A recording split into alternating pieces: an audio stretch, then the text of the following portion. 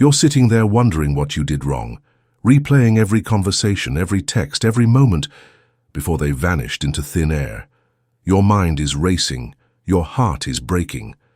But here's the truth nobody's telling you. They didn't reject you. They controlled you. And that disappearing act? It wasn't about you not being enough. It was about them needing to feel powerful. Let me be clear. This wasn't rejection. This was psychological manipulation at its finest. If this feels like I'm reading your mind, hit that subscribe button and let me know in the comments what hurts the most about being left without answers. I read every single comment, and your story might be exactly what someone else needs to hear today. Listen to me carefully. What happened to you wasn't rejection. It was manipulation, disguised as indifference. The narcissist doesn't disappear because you're unworthy. They disappear because making you question your worth gives them the control they desperately crave. This is their signature move, the silent treatment, the vanishing act, the emotional abandonment that leaves you scrambling for answers that will never come. John Bowlby, the pioneer of attachment theory, showed us that humans are wired to seek connection and understanding. When someone cuts off communication without explanation, they're triggering your deepest attachment wounds, and they know it. This isn't accidental. This is strategic emotional warfare designed to keep you hooked to their chaos. You've been asking yourself, what did I say? What did I do? How can I fix this? But those are the wrong questions. The right question is, why would someone who claimed to care about me choose to leave me in emotional limbo? Because that's exactly where they want you. In limbo, confused, desperate for closure they'll never give you. Because the moment they give you closure, they lose their power over your mind. The moment you have answers, you stop chasing. And they need you to chase. Here's what really happened. They gave you just enough attention to hook you, just enough affection to make you invested, and then they pulled it away to watch you chase. This isn't about your worth. This is about their pathological need to feel superior. This is about their addiction to control. They disappeared because they knew it would destroy you. They vanished because they knew you'd blame yourself. They went silent because they knew you'd come looking for them with your heart in your hands, begging for scraps of explanation. Alfred Adler taught us about the superiority complex that drives people to diminish others to elevate themselves. The narcissist who disappears isn't rejecting you. They're using your confusion as fuel for their ego. Every moment you spend wondering about them is a moment they're winning a game you didn't even know you were playing. Every sleepless night you've had thinking about them, that's their victory. Every tear you've cried wondering what went wrong, that's their supply. Every time you've questioned your own worth because of their silence, that's exactly the reaction they were hoping for. But here's where this story changes. Here's where you reclaim your power. Here's where you stop being their victim and start being your own hero. You don't need their explanation. You don't need their closure. You don't need them to validate that you are worthy of basic human decency. Because their silence already told you everything you need to know about who they really are. A person with genuine feelings doesn't vanish. A person with real love doesn't leave you guessing. A person with actual respect doesn't treat you like you're disposable. Their disappearance wasn't a reflection of your value. It was a revelation of their character. Their silence wasn't about your inadequacy. It was about their inability to love. Carl Rogers spoke about unconditional positive regard, the idea that healthy relationships require consistent, genuine care. Anyone who can turn their affection on and off like a switch was never offering you real love in the first place. They were offering you a performance, a show, an illusion designed to keep you invested in someone who was never really there.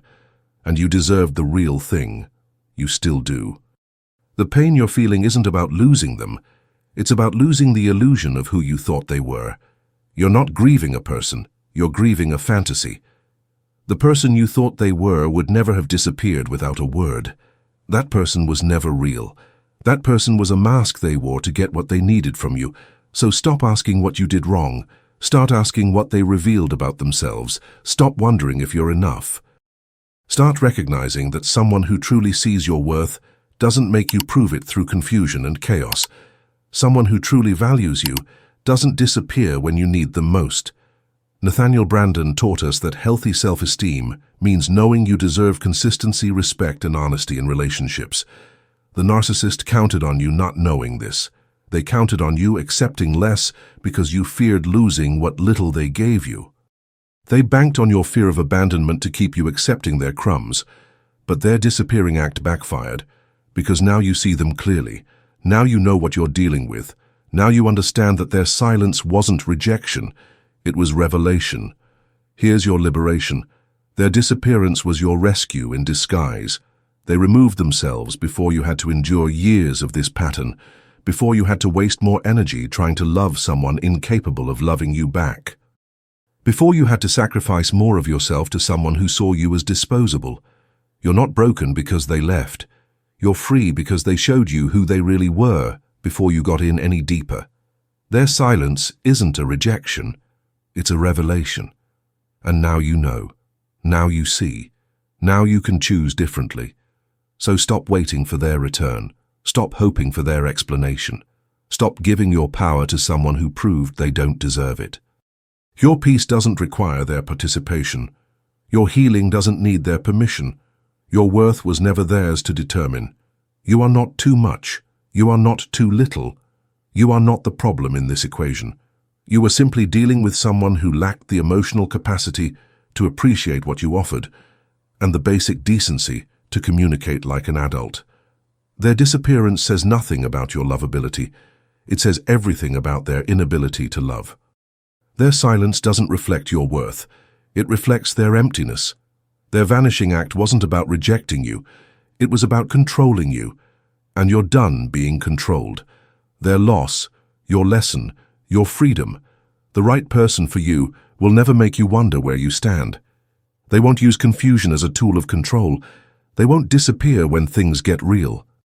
They'll stay and communicate and show up consistently, because that's what people do when they've found something precious. They won't vanish into thin air, leaving you to piece together what went wrong.